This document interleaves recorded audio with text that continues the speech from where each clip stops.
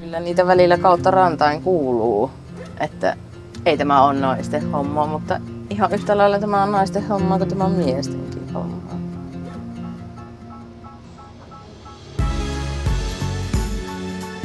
No, minähän olen Josetta Kuivalainen. Työskentelen tässä Metsätyö Markopissa ja olen vähän reilun vuoden ollut tässä töissä. No, minun mieshän on tässä samassa firmassa motokuskina ja sitten sen mukana paljon kuljin moton kyydissä ja minä siinä kahtelin tätä toimintaa ja sitten ajattelin vaan, että tuopa näyttää kivalle hommalle ja sitten lähdin opiskelemaan tätä alla. Kävin koulun sitten siinä Savon ammattiopistolla. Olin ainut nainen meidän luokalla. Meillä oli ihan hyvä luokka siinä ja kyllä pidetään niinku vieläkin yhteyttä Osan kanssa siellä. Mehän ollaan täällä Akonsaaressa. Tässä on tämmönen avohakkuutyömaa. Ihan tämmönen hyvä aukko. Tulin tähän Markopille harjoitteluun silloin 2024 talvella. Kyllähän se jännitti ja jännitti ylipäätään koko homma. Ei ollut sitten opettajaa siinä vieressä, keltä niinku apua pyytää, mutta tämä on ollut kyllä ihan huippupaikka. Oli harjoitella ja nyt on huippupaikka olla töissäkin. Täällä annettiin kyllä aikaa sille harjoittelulle ja sai ihan rauhassa opetella kaikki.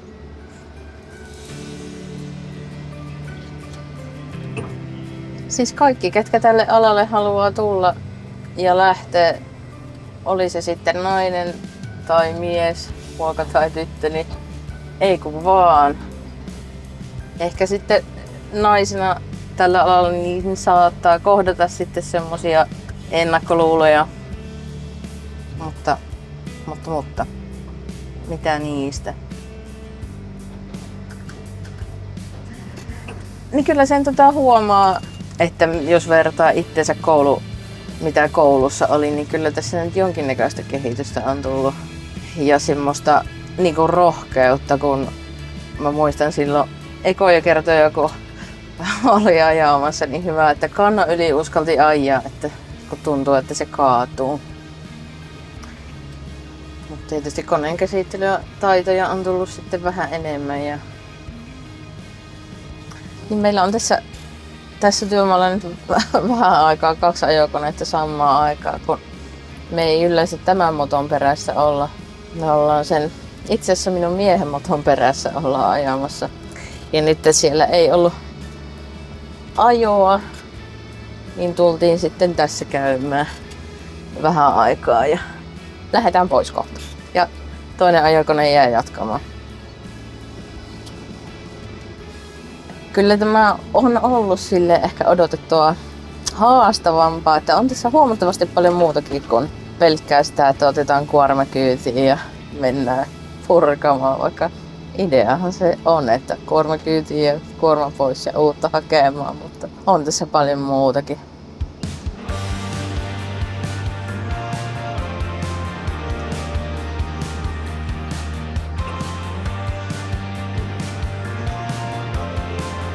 Mä mielelläni soisin kaikille, ketkä hakee harjoittelupaikkaa, yhtä hyvän harjoittelupaikan, mikä mulla oli tässä. Harjoittelulle annettiin aikaa silloin, eikä ollut niin semmosia moottivaatimuksia. Ja sitten sain mä ajoin semmosella vanhalla koneella.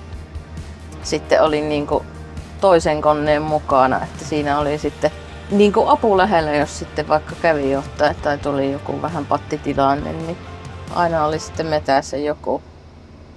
Markopilta jäin, että viime talvena eläkkeelle työmies tässä ajokoneen kuskina oli, niin se oli kyllä mun tuki ja turva tässä hommassa, että siltä aika pitkälti kaiken oppinut ja voi sille vieläkin soittaa ja soitankin, jos tulee joku kinkkinen tilanne, niin sille mä soitan ja kysyn apua.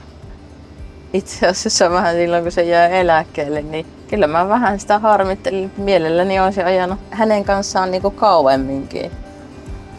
Mutta onneksi se on puhelimen päässä aina.